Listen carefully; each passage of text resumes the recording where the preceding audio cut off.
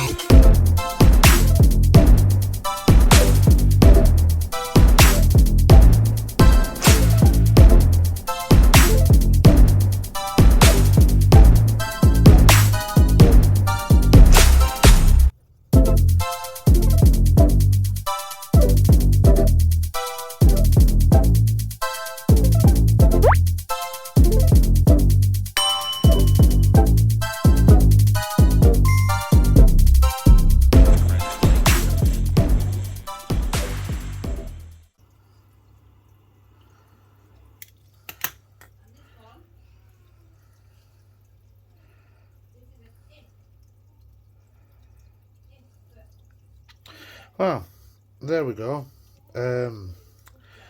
It could have probably been a little bit neater. I'll compare it with this one.